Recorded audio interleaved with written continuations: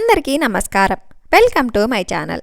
ఈరోజు వీడియోలో మనం మాతృదేవో భవ అనే ఒక అందమైన కథను గురించి తెలుసుకుందాం. అమ్మ అన్న పిలుపుతో ఉలిక్కిపడి ఇహలోకానికి వచ్చిన సావిత్రి చెటుక్కున కన్నీళ్లు తుడుచుకొని వెనక్కి తిరిగింది. గుమ్మంలో కూతురు కవిత 20 ఏళ్ల ప్రాయంలో యవ్వనం తెచ్చిన మెరుపులతో నిగారింపుగా నూతన వధువు అలంకరణలో నిండుగా కనుల పండుగగా ఉంది. ఈ వీడియో చూసే ముందు ఒక లైక్ చేసి నా ఛానల్ సబ్స్క్రైబ్ చేసుకోండి. వీడియో చివరి వరకు చూడండి. చాలా అద్భుతంగా, చాలా ప్రేమానురాగాలు నిండిన కథ ఇది. కూతుర్ని కనులారా చూసుకొని మురిసిపోయిందామె. అంతలోనే కళ్ళల్లో నీళ్లు సొల్లు తిరిగాయి. అమ్మ అంటూ ఒక్క ఉరుకున వచ్చి తల్లి కౌగిట్లో వాలిపోయింది కవిత. తల్లి కూతుళ్ళ ప్రేమామివానాల పరిష్వగనలో వారి భుజాలు తడిసి ముద్దవుతుంటే అప్రయత్నంగా గతం తాలూకు చిత్రాలు సావిత్రి మనోపలకం పైన కదలాడాయి. 8వ తరగతి వరకు చదువుకున్న సావిత్రి కట్నం ఇచ్చుకోలేని కారణంగా రెండో పెళ్లి వాడికి భార్య అయ్యింది. భర్త శివాజీకి 32 ఏళ్లు ఉంటాయి. ఆమె కంటే దాదాపు 10 ఏళ్లు పెద్దవాడు. ఆటో రిక్షా నడుపుతుంటాడు. రెండవ కాన్పులో మొదటి భార్య చనిపోవడంతో పిల్లల కోసమని మళ్ళీ పెళ్లి చేసుకున్నాడు. మొదటి భార్యకు 2 ఆడపిల్లలే. సావిత్రి పెళ్లి నాటికి పెద్ద పిల్ల సరితకు 4 ఏళ్లైతే చిన్న పిల్ల కవిత 6 నెలలది. సవితి తల్లి అంటే సామాన్యంగా ఉండే భయాలకు భిన్నంగా సావిత్రి పిల్లలిద్దరినీ కన్న తల్లి కంటే ఎక్కువ ప్రేమాభిమానాలతో సాకుతుండేది. ఓ రోజున కవితను అరుగుపైన కూర్చోపెట్టి పని చేసుకుంటోంది సావిత్రి. అది ఎత్తరుగుల ఇల్లు. చంటిది ఆడుకుంటూ మెట్ల మీదగా దొర్లుకుంటూ కింద పడిపోయింది. అది చూసి సావిత్రి పరిగెత్తుకు వచ్చింది. పిల్ల ఏడవడం లేదు, అచేతనంగా పడి ఉంది. ఊపిరి కూడా ఆడుతున్నట్లు లేదు. చెటుక్కున చంటిదాన్ని పైకి లేవదీసి కూర్చోబెట్టింది సావిత్రి. వెన్నుపైన గట్టిగా తట్టింది. దాంతో పిల్ల కాస్త ఊపిరి తీసుకున్నట్లనిపించింది. ఆ క్షణంలో అలా తోచి చేసిందే తప్ప ఆ పరిస్థితుల్లో ఏం చెయ్యాలో తెలియదామెకి. ముఖం పైన నీళ్లు చిలకరించిన పిల్ల కళ్ళు తెరవలేదు. ఇంట్లో ఉన్న డబ్బు తీసుకొని పిల్లను చేతుల్లో ఎత్తుకొని పూనకం వచ్చిన దానిలా బయటికి పెరిగెత్తింది సావిత్రి. సరాసరి దగ్గరలో ఉన్న నర్సింగ్ హోమ్కి వెళ్ళింది. అటెండర్ అడ్డుపడుతున్నా వినిపించుకోకుండా ఛాంబర్లో చొరబడింది. డాక్టర్ అమ్మ, నా బిడ్డ మెట్ల మీద నుండి పడిపోయింది. ఉలుకు పలుకు లేదు. రక్షించమ్మా అంది కంగారుగా. పేషెంట్ను పరీక్షిస్తున్న లేడీ డాక్టర్ సాదాసీదా దుస్తుల్లో ఉన్న సావిత్రి వంక తీక్షణంగా చూసింది. ఏయ్, ఎవరు నువ్వు? బయటకెళ్ళు అంటూ కసిరింది. జరిగింది చెప్పి తన బిడ్డని వెంటనే చూడమని అర్థించింది సావిత్రి. నేను ఇప్పుడు ఓ ముఖ్యమైన కేసు చూస్తున్నాను. మరో డాక్టర్ ఎవరి దగ్గరికైనా తీసుకెళ్ళంది. ఆలస్యమైతే నా బిడ్డ నాకు దక్కదు. నువ్వే పుణ్యం కట్టుకో తల్లి ప్రాధేయపడింది సావిత్రి. ఇది మెడికో లీగల్ కేస్. పోలీసులకు రిపోర్ట్ చెయ్యందే పేషెంట్ని చూడడం కుదరదు అంది డాక్టర్ చిరాకుగా. పోలీసులు రిపోర్ట్లు అంటూ జాప్యం చేస్తే బిడ్డ తక్కదు. ఏదో తెలియని ఆవేశం పెనవేసుకుంది సావిత్రిని. చెటుక్కున డాక్టర్ యొక్క కోటు కాలర్ని పట్టుకుంది. నువ్వు నా బిడ్డకి వైద్యం చేసేంత వరకు నేనిక్కడి నుంచి కదలను. నీ కారణంగా నా బిడ్డ చనిపోతే నీ ప్రాణం తీయకుండా ఉండను అంటూ అరిచింది. అంతటి సాహసము తెగింపు ఎలా వచ్చాయో ఆమెకే తెలియదు. ఎదురు చూడని ఆ చర్యకు డాక్టర్ తెల్లబోయింది.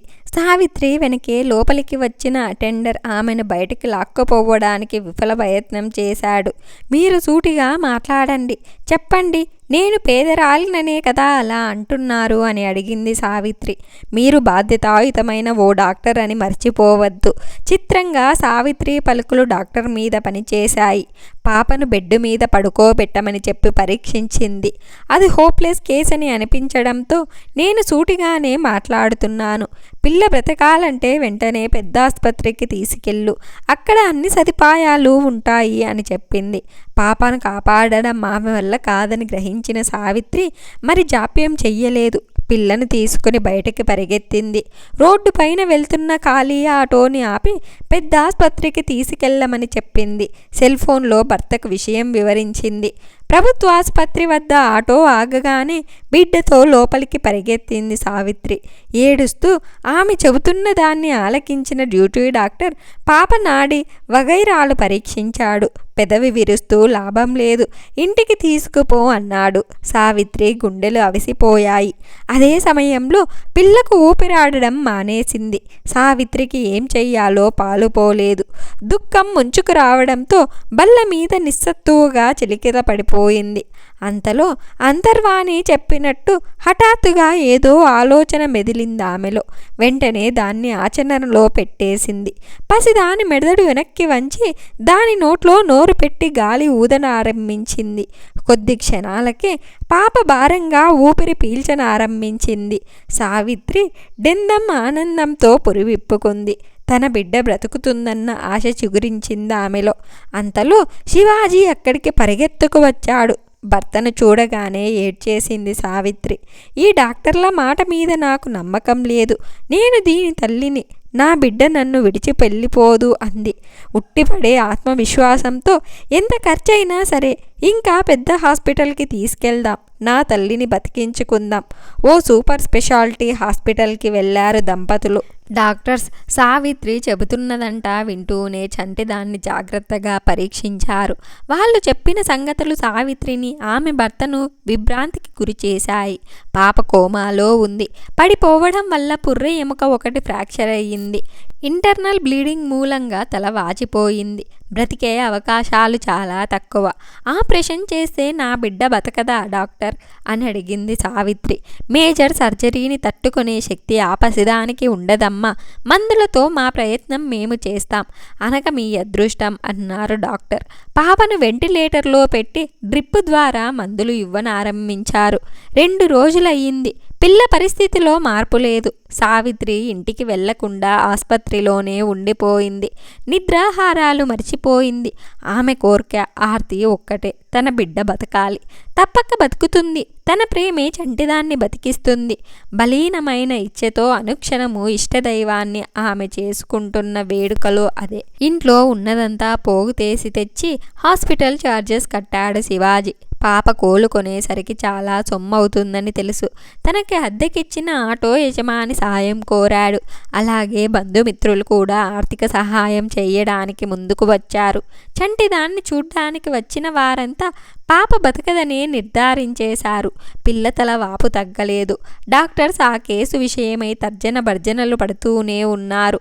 సావిత్రి మాత్రం ధైర్యం కోల్పోలేదు. తన బిడ్డ తప్పక బతుకుతుందన్న ఆశ ఆమెను వీడడం లేదు. అందరిలాగే శివాజీకి లోపల ఆశ సన్నగిల్లుతున్న భార్య మనోధైర్యం చూస్తే ఊరట కలుగుతోంది. 5వ రోజున డాక్టర్స్ సావిత్రిని శివాజీని పిలిచి పాప కోమాలోంచి బయటపడే సూచనలు లేవని, ఆ పసిదాని లేత నరాలు డ్రిప్ నీడిల్స్ని ఎక్కువ కాలం తట్టుకోలేవని, బ్రెయిన్ డ్యామేజ్ వల్ల కాకుండా డ్రిప్స్ తీసేయడం వల్ల డీహైడ్రేషన్ సంభవించి పిల్ల చనిపోవడం తథ్యమని స్పష్టం చేశారు. సావిత్రి నిశ్చేష్టురాలయ్యింది. అంతలోనే తేరుకొని, అంటే చంటిదానికి లిక్విడ్స్ అవసరమన్నమాట అంటూ బయటకు పరిగెత్తింది. కొంతసేపటికి పాల సీసాతో తిరిగొచ్చింది. డాక్టర్ సవాక్కై చూస్తుంటే పాల పీకను చంటిదాని పెదవుల మధ్య జోనిపించి కొన్ని సెకండ్ల అనంతరం చిత్రంగా పాపలో సన్నటి కంపన కలిగింది. చిట్టి పెదవులు మెల్లగా కదలాయి. ఓ క్షణం తర్వాత అవి పాల పీకను చిన్నగా చప్పరించనారంభించాయి. కోమాలో ఉన్న పిల్ల బాటిల్తో పాలు త్రాగుతోంది. ఆ అద్భుతానికి డాక్టర్ చిత్తరువులే అయ్యారు. నేను పాప తల్లిని సార్. నా బిడ్డ గురించి నాకంటే బాగా ఇంకెవరికి తెలుస్తుంది అంది సావిత్రి మెరిసే కన్నులతో. ఆ సంఘటనతో పాపను బ్రతికించడం వైద్యుల వల్ల కాదని, తల్లిగా అది తనకే సాధ్యమనిపించింది సావిత్రి మనసుకి. అది తల్లి బిడ్డల బంధం. తమది పేగు బంధం కాకపోవచ్చు, కానీ పెంచిన మమకారం, అనుబంధం అంతకంటే గొప్పవి. పాప కోమాలోనే ఉంది. డాక్టర్స్ మెడికేషన్ ఇస్తున్నారు. ఆ పరిస్థితిలోనే ఫీడింగ్ బాటిల్ ద్వారా పాలు తాగుతుంది. అంతకంటే అద్భుతం. పాప తలవాపు తగ్గి నార్మల్ సైజుకు వచ్చేసింది. వైద్యులు ఇక చేయగలిగింది ఏమీ లేదన్న విషయం తెల్లమైపోయింది సావిత్రికి. పాపను ఇంటికి తీసుకుపోయి తన ప్రయత్నాలు తాను చెయ్యాలనుకుంది. ఈ స్థితిలో పిల్లని ఆసుపత్రి నుంచి కదిలించడం సాహసమే అవుతుంది. జాగ్రత్త అన్నారంతా. శివాజీకి మాత్రం భార్య జడ్జిమెంట్ పట్ల విశ్వాసం ఉంది. డాక్టర్స్ మందులు రాసిచ్చి సూచనలిచ్చారు. సానుభూతితో హాస్టల్ ఛార్జులలో కొంత రాయితీ ఇచ్చింది. అప్పు చేసి తెచ్చిన సొమ్ముతో బిల్లు కట్టేశాడు శివాజీ. చిన్నారి కవితను ఇంటికి తీసుకొచ్చేశారు. సావిత్రి కవిత గొడవలో పడి సరితను సరిగా చూసుకోవడం వీలు పడడం లేదు. అందువల్ల సావిత్రి తల్లిని తీసుకొచ్చి పెట్టాడు శివాజీ. ఓ పక్క సరితను, మరో పక్క ఇంటిని చక్కబెట్టుకోసాగింది ఆవిడ. సరిత బిక్కు బిక్కుమంటూ అమ్మమ్మ కొంగు పట్టుకుని వదలడం లేదు. శివాజీ రెయ్యింపవళ్ళు ఆటో నడపడారంభించాడు. లేకుంటే అటు అప్పులు తీరవు, ఇటు ఇల్లు గడవదు మరి. సావిత్రికి కవితే లోకమైపోయింది. కొద్ది నెలలో దాని 2వ పుట్టినరోజు రాబోతోంది. అప్పటికి అది కోమాలోంచి బయటపడాలి. అందుకు తాను ఏదో ఒకటి చెయ్యాలి, తానే చెయ్యాలి అనుకుంటుంది. ఇంతకీ సావిత్రి ఏం చెయ్యబోతుంది? కవిత కోమాలోంచి బయటకొస్తుందా లేదా? ఇవన్నీ మనం పార్ట్ 2లో చూద్దాం. ఈ వీడియో కనుక మీకు నచ్చినట్లయితే ఒక లైక్ చేసి ఈ స్టోరీ ఎలా ఉందో కామెంట్ చేయండి. నా ఛానల్ ఇంకా సబ్స్క్రైబ్ చేసుకోకపోతే వెంటనే నా ఛానల్ని సబ్స్క్రైబ్ చేసుకోండి. Thanks for watching. ఇంత మంచి కథను మనకు అందించిన పివివి సత్యనారాయణ గారికి మన ధన్యవాదాలు.